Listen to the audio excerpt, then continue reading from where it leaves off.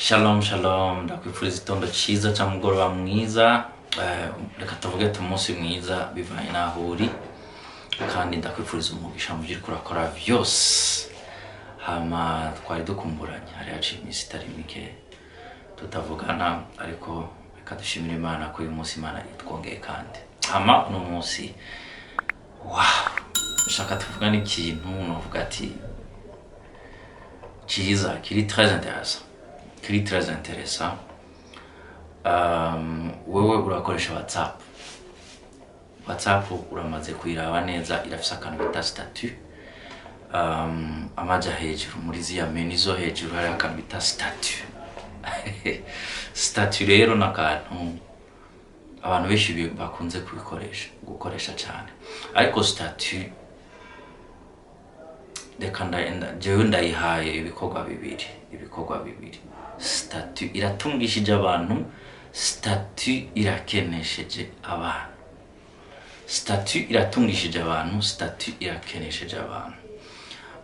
Uti ikenesheje abantu guteka barico mpera kugira ngo nze guhereza kuri ciza.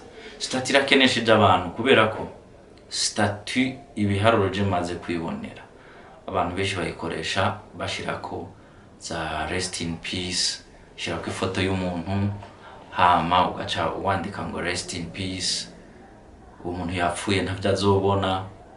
Hama ugasanga undi muntu ashize ko amafoto y'abana biwe, akabwira ngo ibibaju vyanje nikundira, ivyo bibaju nta telefone bifise ngo bize binabone basi nubwo rukundo ubikunda. Statut usanga abantu bashize ko abantu, umuntu akavuga ngo ibishiri tuzinanye, ngo umubosi tuzinanye, akamupostinga, ugapostinga umuntu tout simplement. Ariko hari ikintu mwibagira, impamvu umuntu akominika no kugira ngo abantu bumvise ibyavuze bigira aho bibavanye naho bibagejeje, imba bibateza imbere. Ntago jewe numva ko umuntu ashobora kubahuka akavuga ikintu cyangwa agakora ikintu azi ko abantu baza kucumva ataco kiza kubamarira. Rero ibintu byinshi abantu dushira ku mastati usanga ari ibintu ugiye kubiraba off, we bitaguteza imbere, n'umuntu abiraje nawe bidashobora kumuteza imbere.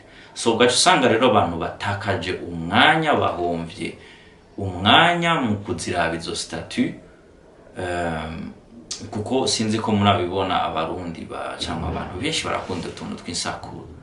Simvuga abarundi gusa, abantu benshi barakunda utuntu tw'insaku, urumva utuntu dushasha ngo hewe warabonye ivyo ntuze yashize kuri statut.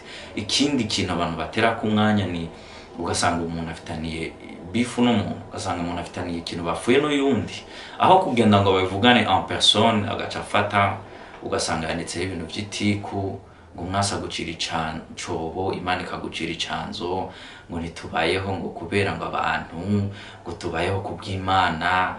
Donc ukibaza ivyo bintu ashatse kubibwira nde, ashaka umuntu abibwiye bimumarira iki? Urumva ugasanga tuyitaye ku mwanya pe, statut tuyitaye ku mwanya. Uko rero niko statut zikenesheje abantu, kuko zibatwaye umwanya bari gukoresha ibindi bintu. Statut zitungishije abantu gute? Statut zitungishije abantu kuko hari abandi bantu batahuye yuko statut ari platforme ushobora kumenyekanisha ko ibidandazwa vyawe, ushobora kumenyekanisha ko service zawe utanga.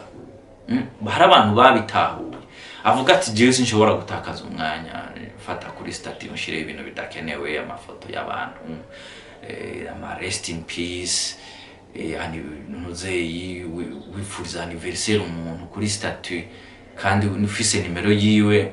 Urumva iyo wifurije umuntu anniversaire kuri statut, mu by'ukuri ufise nimero yiwe simbona akamaro kiwe.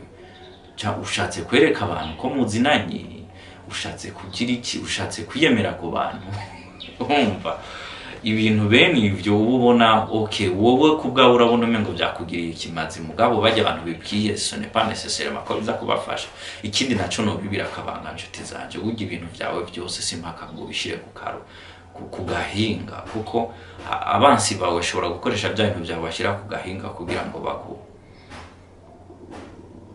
bakumerere nabi, bakumerere nabi.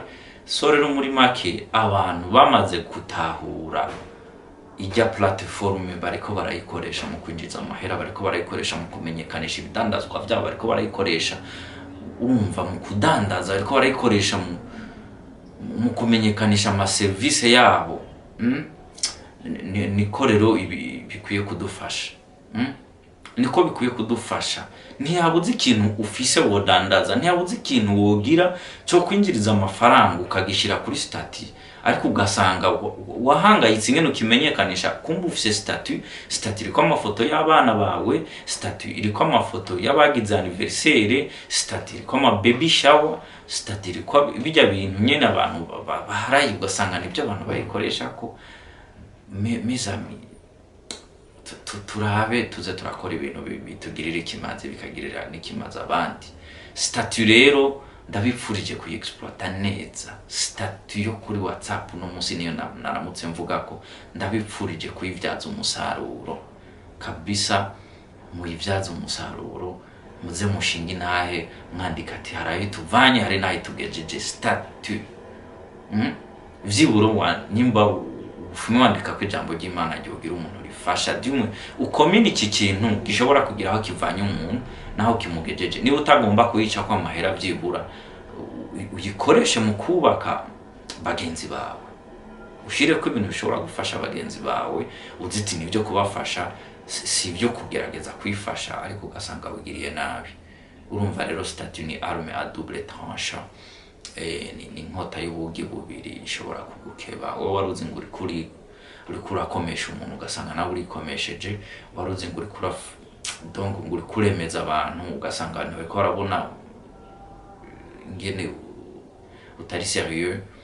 Ibintu nk'ivyo rero tube maso. Murakoze cyane, mugire umugisha, umunsi mwiza, Imana ibahezagire aho muri hose. Bye bye. Ntimwibagire kugira subscribe, nimba audio video yabaryoheye muyipartage ku bandi. Umunsi mwiza, bye bye.